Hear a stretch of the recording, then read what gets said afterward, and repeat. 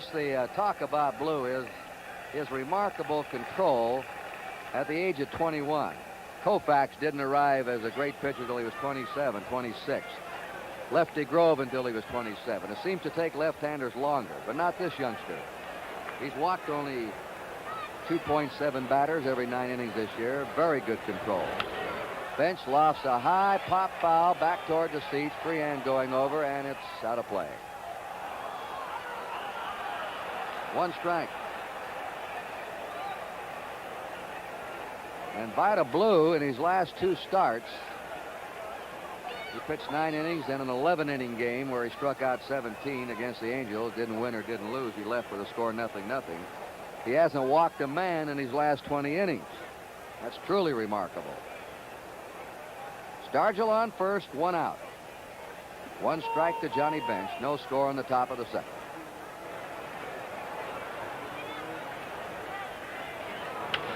There's a high drive to deep right center. That one is going, and it is gone in the upper deck. A tremendous drive on a high outside pitch by Johnny Bench. I was just about to say that Blue doesn't give up many homers either. Kurt, that's the kind of pitch you rarely see hit off a hard-throwing fastball pitcher like Vida Blue or a Koufax or any other hard thrower. A pitch high and almost in the eyes of Johnny Bench. That's the ball that usually really moves. Let's watch Vida's motion all alone. He has a little bit of a pause when he's in his delivery, right about here, and throws the hitters off a little bit. And then that arm, like a slingshot, comes over the top. But that time, not good enough. He got the ball up, and Bench really powered it to right center.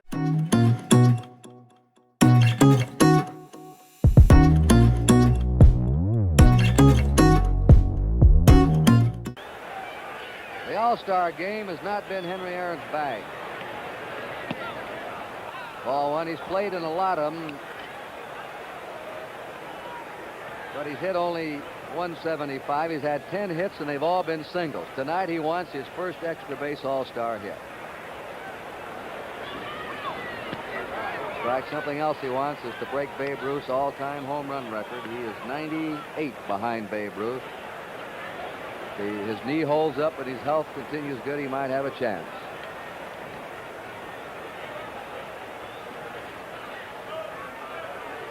One ball, 1 strike. You know, it's odd, Tony. He's 4th of all time in extra base hits in baseball, and he can't get an extra base hit in an All-Star game, as many as he's played in. 2 down, nobody on. 3rd inning, the National League ahead, 2-0.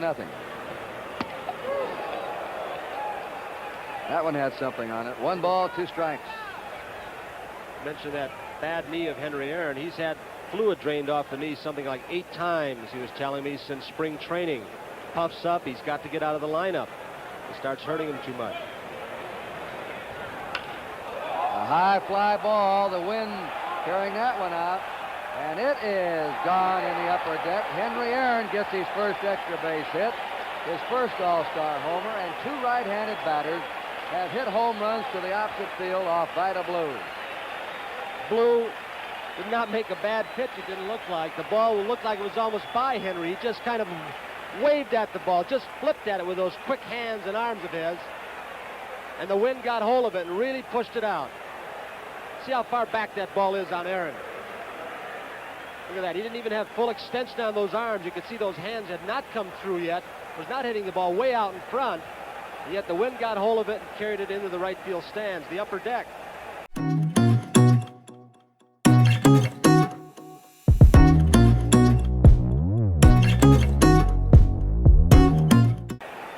Warming up Willie Davis.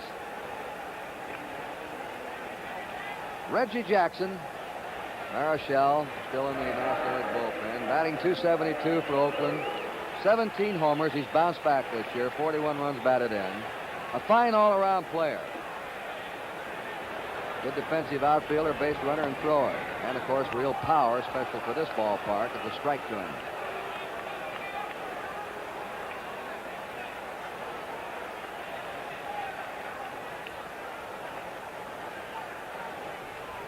Aparicio on first, nobody out.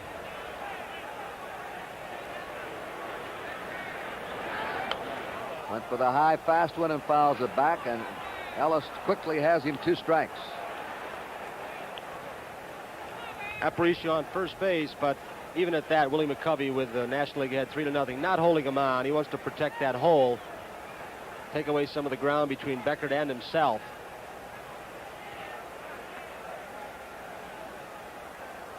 Two-strike count. Foul again.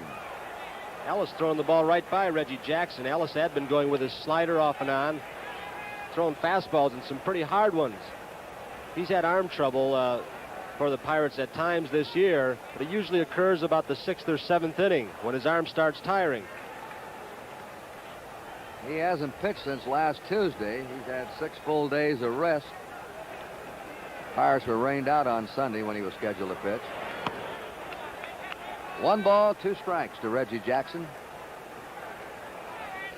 Doc Ellis pitched a no-hitter at San Diego in June of 1970. He walked 8 in that game, hit a batter, and still pitched a no-hit, no-run game. There's a long drive. That one is going way up. It is off the roof. That hit the transformer up there. A tremendous smash. Only 8 players have hit the ball over the roof here in Detroit. And Jackson nearly did it then out of the ballpark. It's been done 13 times, Kurt. Norm Cash has done it the most, 4 times. Mantle has done it 3. Williams has done it. But that one was really a smash, more toward right center field. Longest ball ever to be hit out in that area was estimated at 560 feet by Norm Cash.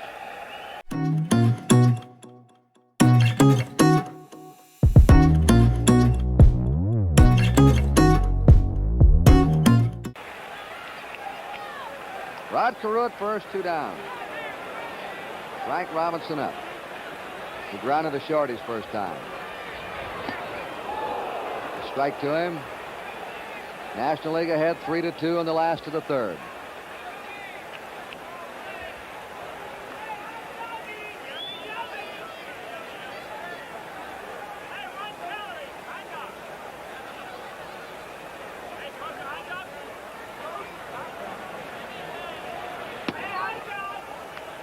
One and one.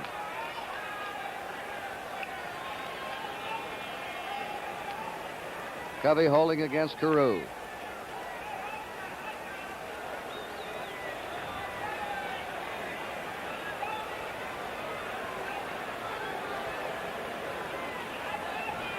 Runner going. Foul ball. They were playing hit and run.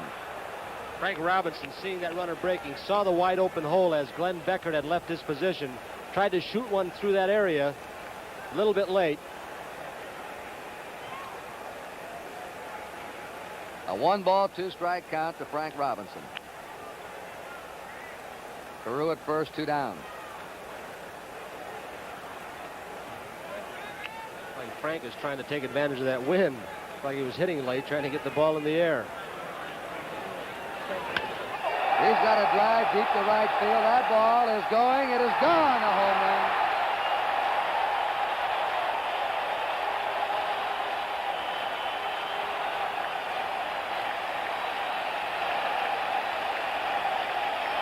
Certainly talk about place hitting. I've got to believe that Frank Robinson, the last 2 swings, let's watch it again. Looks like he's definitely field. You can see that right elbow close to his body to prevent that barrel of that bat getting out too soon so he would not pull the ball. He actually placed the ball in that direction, which is pretty good hitting.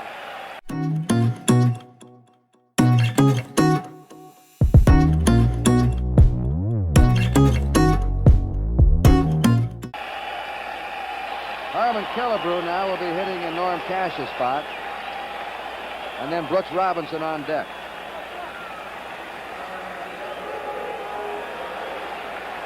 The killer. Jenkins has won 13 and lost 8 for the Cubs. A ball to Killebrew. He's the only National Leaguer who's won 20 games in each of the last 4 years.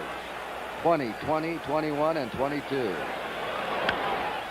Foul ball. He'll probably win at least 20 again this year.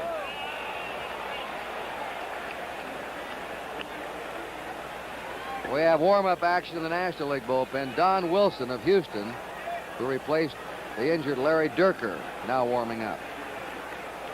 The American League ahead 4-3 in the last of the 6th inning. Al Kaline at first. 1 ball, 1 strike to Harmon Killebrew. 1-2. Jenkins can be murder, as you just saw in that last pitch, on the right-handed hitters. He comes from the side with that sweeping curve, throws that crossfire fastball to catch the outside part of the plate. He's got good control.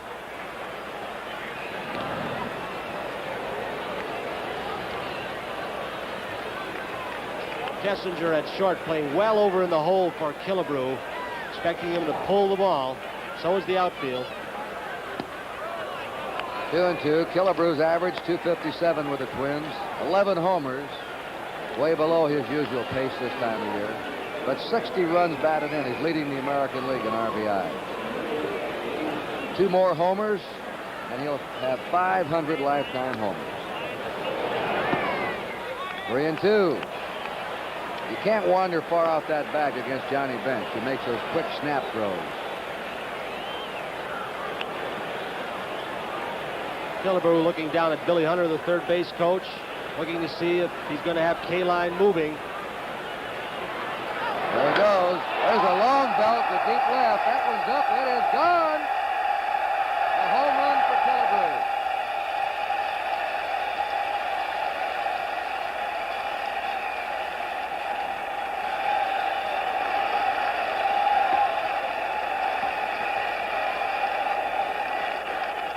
Killebrew really lifted that one, Kurt. A low sinker ball on the 3-2 pitch. Let's see him go down after this pitch. See Bench going down and inside. Ball down around the knees, inside corner. Killebrew didn't hit it as hard as a lot I've seen him hit.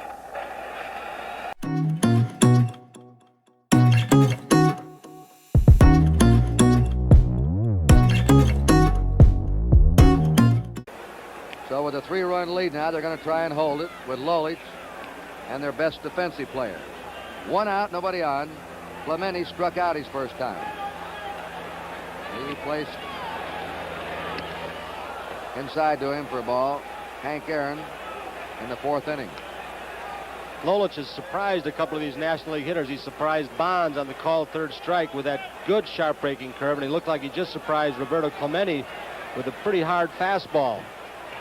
1 ball, no strikes. At the knees, 1-1.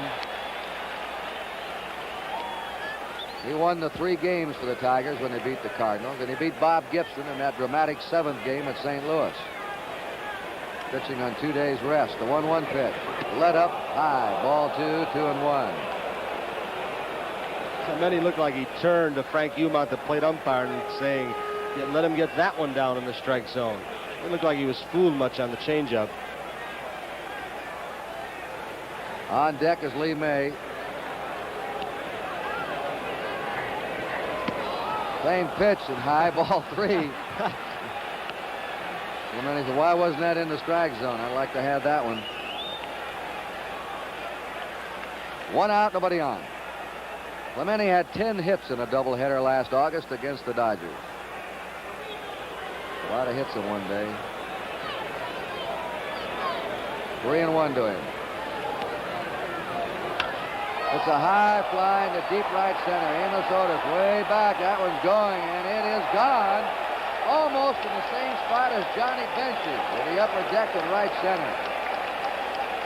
I've never seen so many long drives to the opposite field by right-handed batters as we've had in this game. That's another tremendous shot for a right-hander. 450, 460. Here's that Clemente swing once again. Look at that bat stay back. Cock. Now a trademark. Hitting off the front foot. Look at that right foot, the rear foot, a foot off the ground, something that is not advisable as a hitter. But don't tell that to Clemente or Hank Aaron.